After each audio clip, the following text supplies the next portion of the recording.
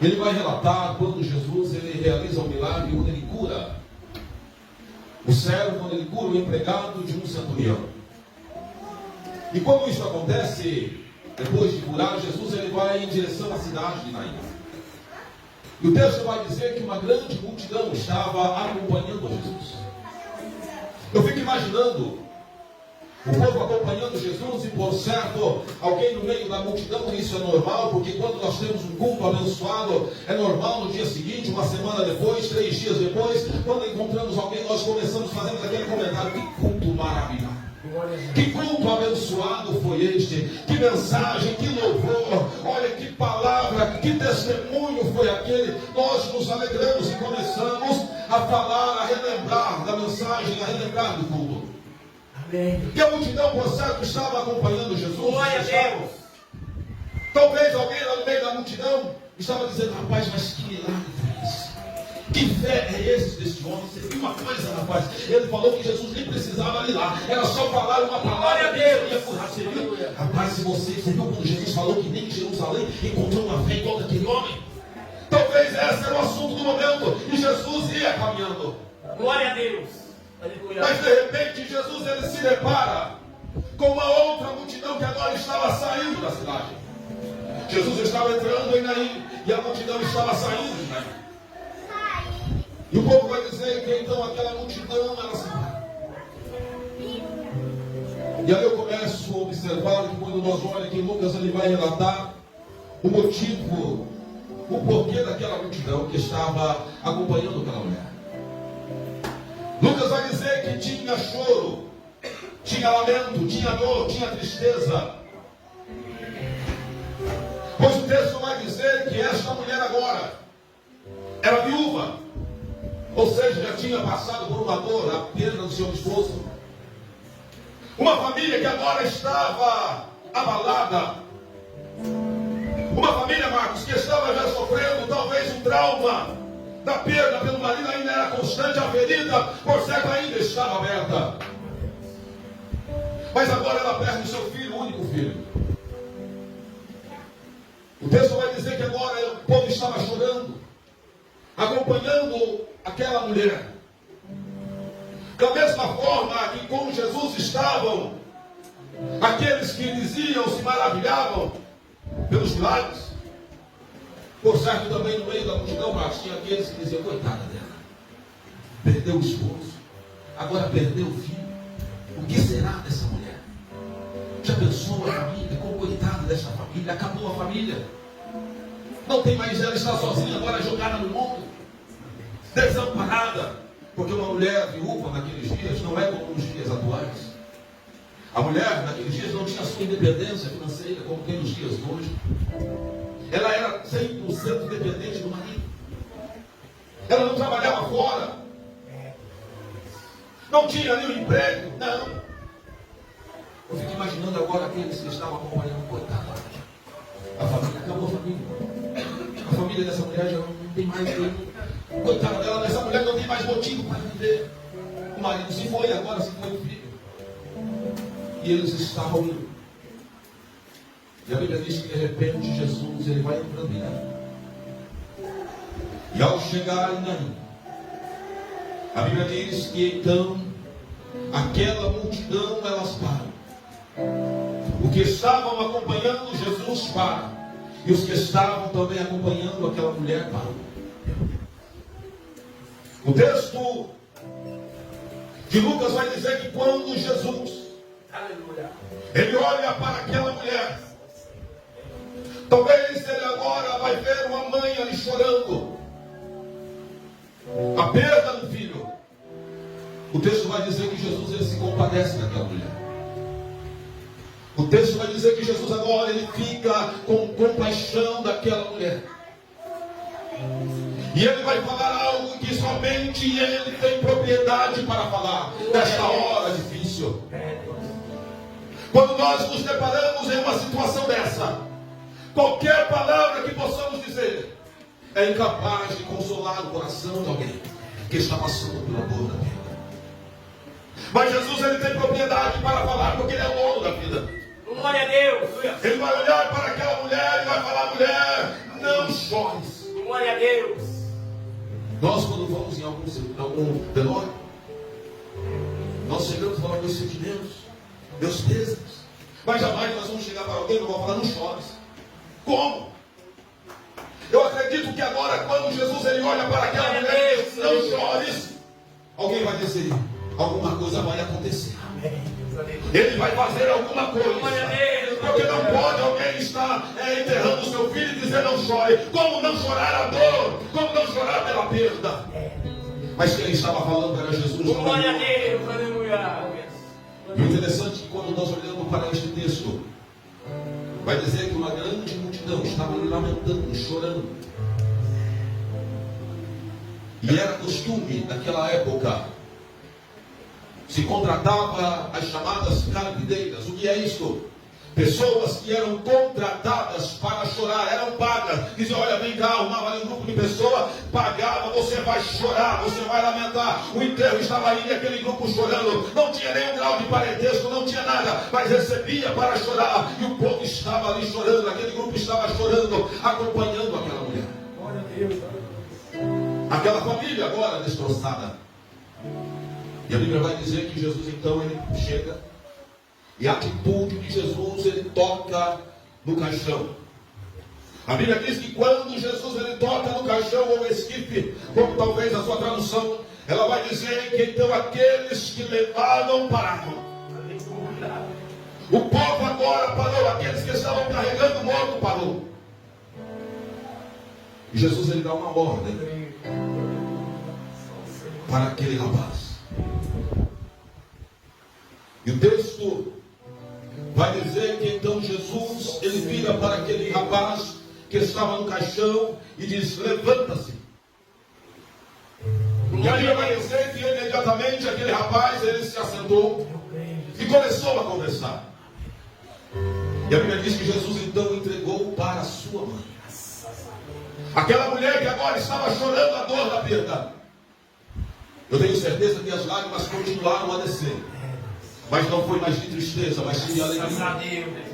As lágrimas continuaram a descer, mas não era mais agora lágrima de tristeza, mas era lágrima de alegria, porque a sua esperança veio novamente. A tua família foi restaurada, a sua esperança, porque aquela mulher não tinha mais nenhuma perspectiva, porque a solução dela era o filho, mas agora quando o filho ressuscita, por certo a sua esperança retorna. Glória a Deus.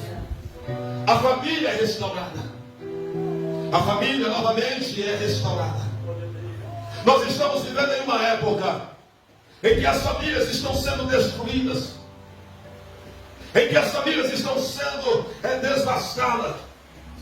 O inimigo tem entrado no seio da família e feito arruaças, destruindo, tirando a paz, tirando a alegria, tirando a esperança. Mas nessa noite Jesus ele está aqui para dizer que ainda há esperança para o povo. Ainda há esperança para a tua família. Aleluia. Foi louvado aqui nessa noite que é por causa dele. E eu iniciei dizendo que a tua família ainda está de pé. É por causa dele. Aleluia. É por causa dele. Como eu já disse, era costume da época contratar as carpideiras. Mas um dia Jesus ele encontra com esta família. Talvez algum dia alguém olhou para a tua casa e disse, não tem mais jeito. Aleluia. Não tem mais solução, não tem mais o que fazer. Acabou a esperança. Entrega os pontos, olha, desista. Não tem mais nada o que ser feito. Mas Jesus ele marcou um encontro com a tua família. Era comum naquela época. O sepultamento era feito fora da cidade. Não podia fazer, não podia enterrar ninguém dentro da cidade. Eu não sei como que está a tua família. Eu não sei o que você está passando, o que você tem passado. Mas o Senhor, Ele te trouxe aqui nessa noite, manda eu te dizer algo. Mesmo que esteja no caixão, ainda não está nada acabado. Ele tem palavras de vitória para a tua família. Ah, pastor, mas não tem mais jeito. Lançaram palavras de maldição, falando que não tem mais jeito. Deixa eu te falar uma coisa. Pode o inferno se levantar e contratar até as carpideiras para lamentar sobre o teu caixão, para lamentar sobre o teu casamento, para lamentar sobre a tua família. Mas nessa noite, o Espírito Santo de Deus, ele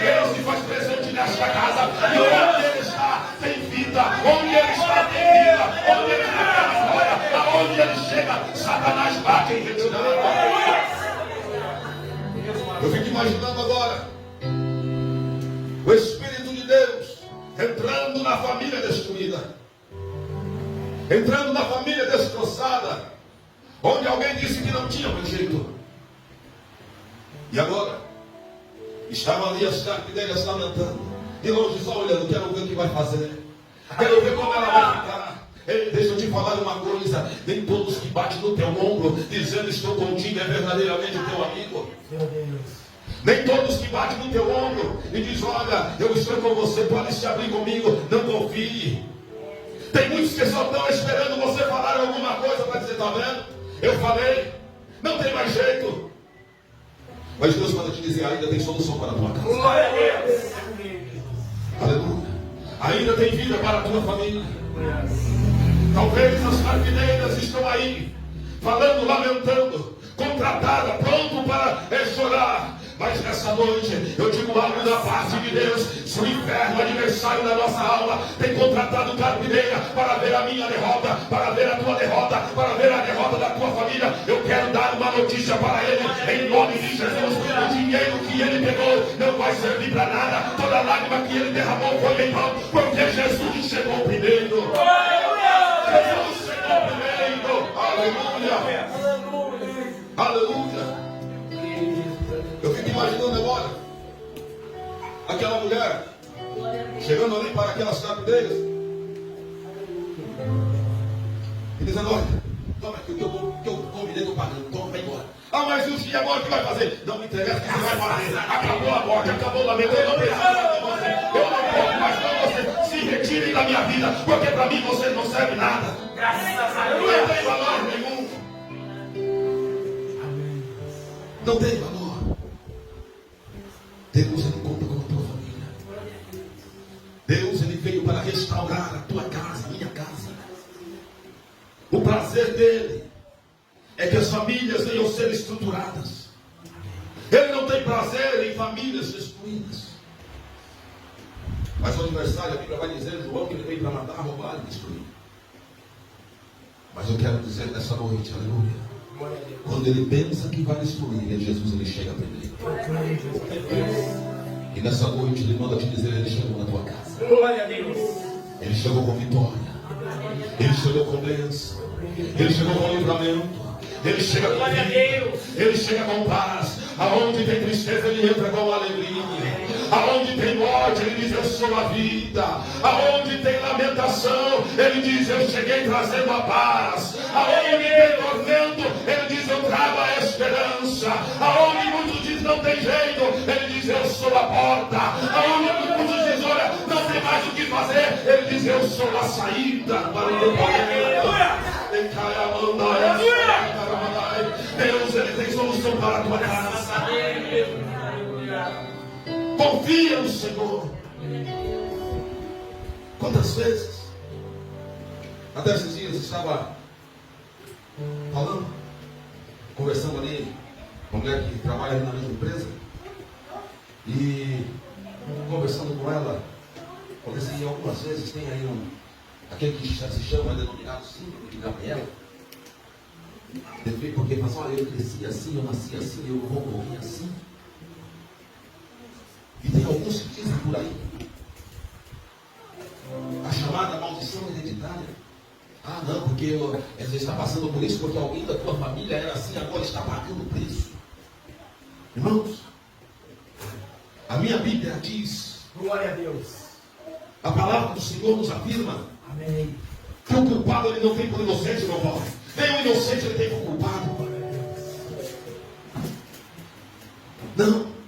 Toda maldição contra a tua família foi quebrada na cruz do Glória a Calvário. Deus. Aleluia. Toda palavra contrária. Graças a Deus. A Bíblia diz que ele rasgou a cédula que era contra nós. Graças a Deus. Lá na cruz do Calvário.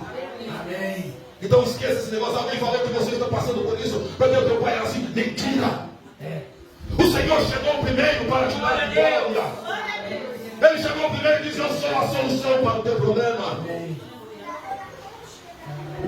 Eu conversando com ele, eu disse, olha, e muitas pessoas se conformam com essa situação, pastor Jefferson. Ah, chega até a dizer, mas não tem mais jeito mesmo. Não tem mais solução. Realmente, fulano está certo. Mas nessa noite, Eu venho aqui como ministro de Deus. Amém, Deus. Essa noite eu venho aqui como ministro do Evangelho. E digo algo da parte de Deus. Levante a tua cabeça. Sacode a tua poeira. Levanta a tua cabeça. Erga a tua voz e diga: ainda há esperança para a minha família. Ainda tem esperança para a tua família. Porque Jesus chegou primeiro. Eu fico imaginando agora aqueles que não acompanharam a mulher no sepulcro. Por certo, quando vê agora a multidão voltando para Naim, a mulher agora ali chorando, dando risada, cantando, e de repente olha, mas aquele dali não era o morto. Aquele dali não era o que estava no caixão. Alguém vai dizer, Marcos, porque isso tem em todo lugar, irmão. Pensa que não tem não, porque tem. Rapaz, mas eu vi ele no caixão, eu fui lá para ter certeza e era ele mesmo. Sabe aqueles que vai lá, não é para se compadecer da sua dor, mas é para ter certeza da sua derrota? Para ver você no chão? Ah, mas não é ele sim.